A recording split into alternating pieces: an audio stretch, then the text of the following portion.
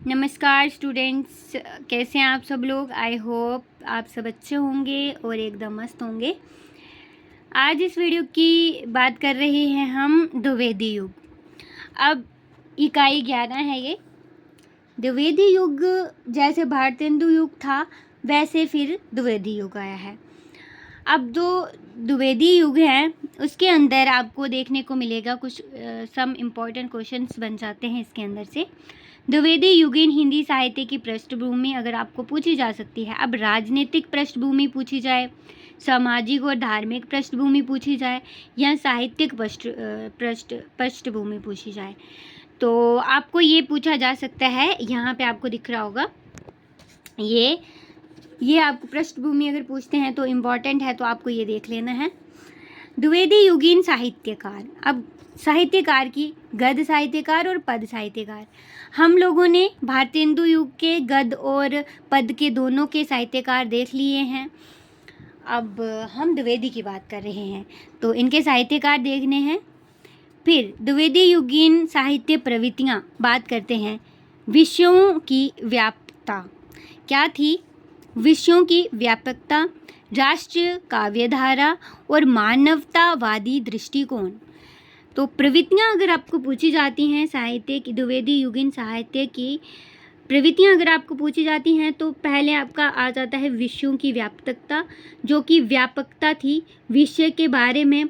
फिर राष्ट्रीय काव्यधारा थी उसके अंदर, ये भी इसकी प्रवृत्ति है। और मानवता जो ह्यूमैनिटी आप कह सकते हो, उसका दृष्टिकोण, ये इसके अंदर प्रवृत्तियाँ हैं इसकी। और आपको यही कुछ इम्पॉर्टेंट चीज़ें इसके अंदर याद रखनी है, ठीक है। तो बहुत बार पूछ लिया जाता है। तो अब देखो यहाँ पे पृष्ठभूमि की बात करते हैं। इसमें है राजनीतिक पृष्ठभूमि। अगर आपको पूछा जाता है तो आपको यहाँ से लिखना है। जैसे अब देखो भारतेंदु युग में राष्ट्रीय चेतना का विकास हो चुका था। जैसे अब भारतेंदु युग की बात करते हैं, उसमें क्या हुआ था, जो राष्ट्रीय चेतना थी उसका विकास तो हो चुका था, लेकिन द्विवेदी युग में इसकी चेतना को और विकसित किया गया, बढ़ाया गया। द्विवेदी युग में उसको बढ़ावा मिला, जो राष्ट्रता थी उसमें क्या बढ़ावा मिला। और अंग्रेजी शिक्षा प्राप्त करने पर लोगों को पश्चिम की विचारधारा का पता चला। अब देखो उन्होंने क्या किया, जो अंग्रेजी स्कूल्स खोले थे अंग्रेज़ों ने, अब उन्होंने क्या किया, अंग्रेजी भी सीखने का कोशिश की गई। तो उससे क्या पता चला, उनकी विचारधारा का पता चला, पश्चिम की विचारधारा का पता चला, ठीक है। वैज्ञानिक दृष्टिकोण के प्रसार से नव जागरण की लहर दौड़ गई। तो अब देखो जो वैज्ञानिक है, जो साइंस है, उनके दृष्टिकोण के प्रसार से उनका जो दृष्टिकोण आया, उनकी जो विचारधारा आई, उस पर नया नव जागरण उसकी लहर जो है दौड़ पड़ी। और राष्ट्र के उत्थान की भावनाओं के विकास से राजनीतिक क्षेत्र में क्रांति फैल गई। क्या हुआ, राष्ट्र के उत्थान की भावनाओं से विकास बढ़ना था राजनीतिक क्षेत्र में, उसकी क्रांति फैल गई, बढ़ावा मिल गया, लोगों को पता चलने लगा, तो उनका विचारधारा बढ़ने लगी, उनका बढ़ावा मिला। अंग्रेजों की नीतियों से जनता के अंदर राष्ट्र के प्रति भावनात्मक आवेश बढ़ता गया, ठीक है। भारतीय जनता को जो कांग्रेस के रूप में एक मंच मिला था, उसमें दो दल उभरने लगे थे। एक गर्म दल था तो दूसरा नरम दल था, ठीक है, गरम और नरम। एक जो अहिंसावादी था और एक मतलब हिंसा ना करने वाला, नॉन वायलेंस और नॉन वायलेंस कह सकते हो आप। अब देखो तिलक और गोखले क्रमश गरम और नरम दल के नेता थे। प्रारंभ में कांग्रेस के भीतर नरम दल का प्रभाव अधिक था, लेकिन फिर अंग्रेजों की जन विरोधी नीति का विरोध सराहनीय किया जाता था। तो 1892 ईस्वी में दादा भाई नौरोजी ब्रिटिश पार्लियामेंट के सदस्य चुने गए थे। पार्लियामेंट के सदस्य जो चुने गए थे, कौन, दादा भाई नौरोजी, ठीक है। किंतु अंग्रेजों की दमनकारी नीति में कोई कमी नहीं आई। उधर अकाल टैक्स और महामारी से जनता त्राही त्राही कर रही थी। 1896 ईस्वी में भयंकर दुर्भिक्ष पड़ा। सरकार की सैनिक कार्रवाई से भी जनता परेशान थी।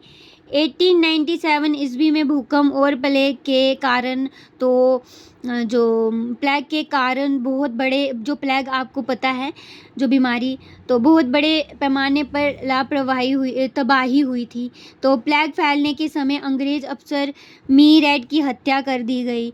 अब लेफ्टिनेंट आयरन, तो बहुत ज़्यादा नुकसान हो रहा था। तो लेफ्टिनेंट आयरटन जो हैं, इनकी हत्या भी इसी समय हुई। फिर अंग्रेज़ों ने इन हत्याओं की शंका में चेपेकर बंधुओं को दंडित किया। तो वल्लभ तराब नातू तथा हरियल रामचंद्र नातू को सरकार ने इसीलिए निर्वासित किया क्योंकि उन्होंने प्लेग में हुई बर्बादी और फौजियों की ज़्यादतियों को प्रकाशित कर जनता तक बात पहुंचाई थी। तो उस वजह से उनको भी जो है सज़ा मिली गई थी। तो उधर तिलक ने जन जागरण के लिए 1893 ईस्वी में गणेश उत्सव तथा 1897 में शिवाजी उत्सव शुरू किया। मराठी भाषा में केसरी और अंग्रेजी भाषा में मराठी पत्र का प्रकाशन करके उन्होंने जनता में एक नई चेतना फैलाने का कार्य किया। यूं तो किसी युग के लिए तिथिवार कोई सीमा नहीं बांधी जा सकती, किंतु कुछ महत्वपूर्ण प्रवृत्तियों को ध्यान में रखकर समय सीमा का अनुमान लगाया जा सकता था। तो द्विवेदी युग के लिए भी ऐसा ही माना जा सकता है। तो अब देखो, लगभग सन 1900 से सन 1920 ईस्वी तक के काल को द्विवेदी युग के नाम से जाना जाता है। तो अब भारत के राजनीतिक क्षेत्र में ये समय बहुत उथल पुथल का रहा। ऊपर कुछ की चर्चा की गई है, तो हम यहाँ कुछ और घटनाओं की चर्चा करेंगे जिससे स्पष्ट पता चल जाएगा कि इस अवधि के दौरान राजनीतिक क्षेत्र में क्या क्या उतार चढ़ाव आए। सन 1898 ईस्वी में लॉर्ड कर्जन भारत का वायसराय बनकर आया। अब उसी समय प्लेग जो है जैसी महामारी भी फैली हुई थी। तो 1899 ईस्वी में 1900 ईस्वी के बीच भीषण अकाल पड़े जिससे बहुत अधिक जान माल की बर्बादी हुई थी। तो लॉर्ड जो कर्जन है साम्राज्यवादी नीति का कट्टर समर्थक था, तो उसके कार्यों से जनता को घोर कष्ट उठाना पड़ा। तिब्बत सैनिक अभियान का खर्च भारतीय जनता को उठाना पड़ा। इसकी शिक्षा संबंधी नीतियों से जहां की जनता को हानि हुई। तो 20 जुलाई 1905 ईस्वी को भंग करके उसने जन आंदोलन का मार्ग प्रकाशित कर दिया। तो प्रवास संबंधी बिल 1907 ईस्वी, सभाबदी कानून 1908 ईस्वी, प्रेस एक्ट 8 जून 1908 ईस्वी आदि के कारण जनता का रोष बढ़ता ही गया। एक और दमन बढ़ा तो दूसरी ओर जनता द्वारा प्रतिकार के कार्य भी आरंभ हो गए थे। प्रतिकार का जो कार्य भी आरंभ हो गया था। तो युगांतर और संध्या पत्रिका द्वारा जागरण का विस्तार किया गया। वंदे मातरम के नारे के द्वारा जनता के आधार जोश और उमंग को बुलंद किया गया था। वंदे मातरम की वजह से तो जो विद्रोह था उनके दिलों में, इसकी वजह से ज़्यादा जोश बढ़ाया गया। तो इस तरह से जो है द्विवेदी युग का बहुत ज़्यादा योगदान है, राष्ट्रीयता का विकसित हुए है, बहुत ज़्यादा बढ़ावा मिला है। अब सन 1905 ईस्वी में लॉर्ड मिंटो भारत का व्यवसाय बनकर आया था। तो उसने आते ही भारतीयों पर दमन चक्र तेज कर दिया। तो वंदे मातरम शब्द पर नियंत्रण लगाकर जनता की आवाज़ को बंद करने का षड्यंत्र रचा गया। मिंटो मार्ले सुधार द्वारा अंग्रेज भेद नीति को ही कायम रखना चाहते थे। एक और तो राष्ट्रीय आंदोलन का प्रसार हो रहा था, दूसरी ओर अंग्रेजों की कूटनीतियों के कारण अलगाववाद का भी बीज भी अंकुरित होने लगा। अब 1906 ईस्वी में मुस्लिम लीग की स्थापना से अलगाववाद का पौधा लग गया, अलगाववाद जो है।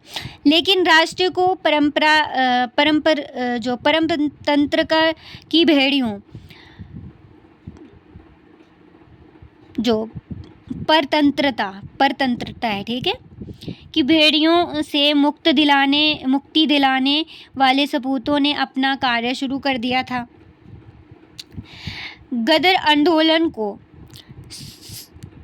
सावरकर, अरविंद घोष, वीरेंद्र घोष और खुदीराम बोस, धिंगरा और लाल हरियाल जैसे नेताओं ने हरदयाल है जैसे नेताओं ने संपूर्ण देश में फैला दिया।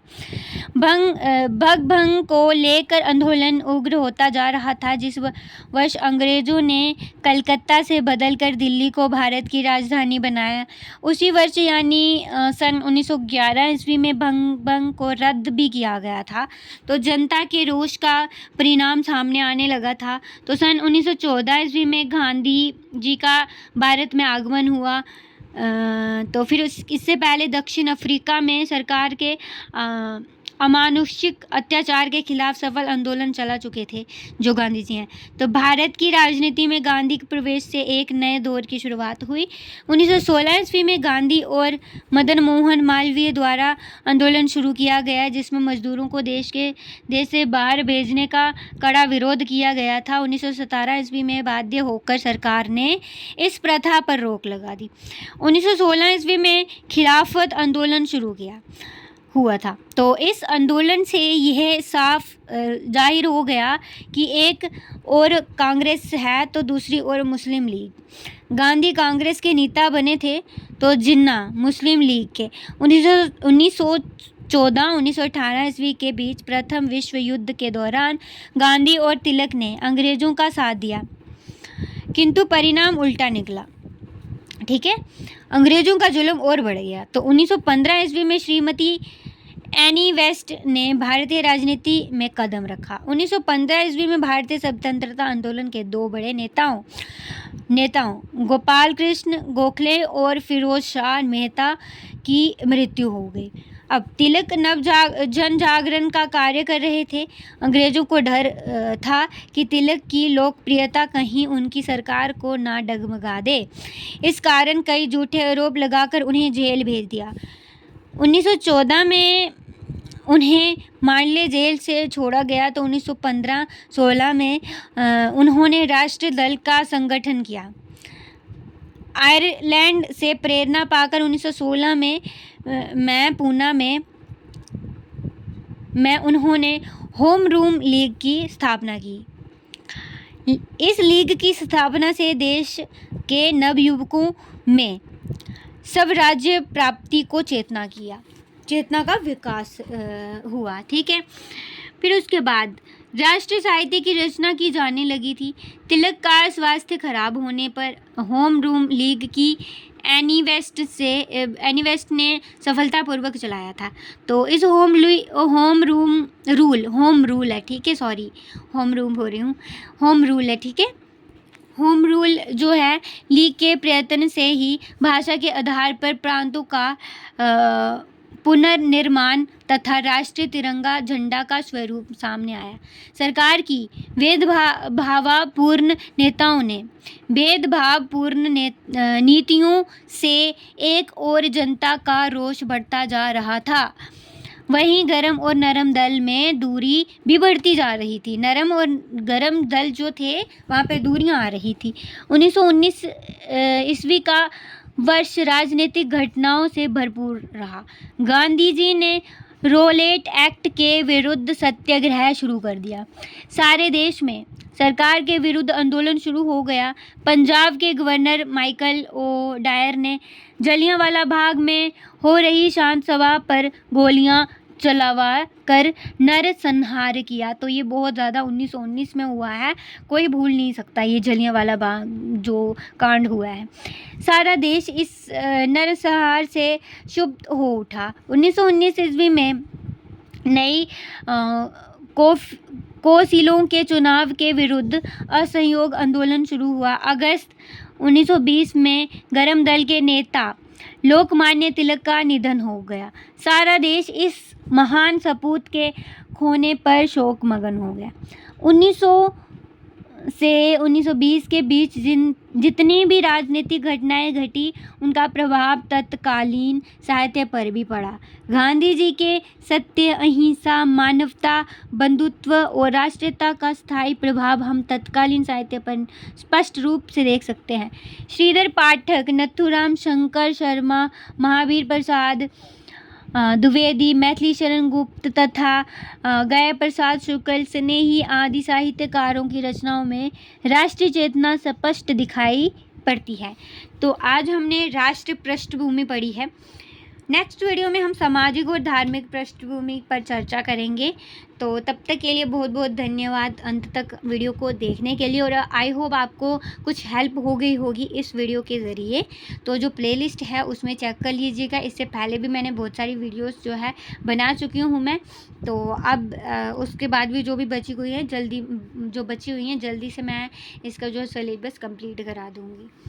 तो okay, bye bye, thanks for watching.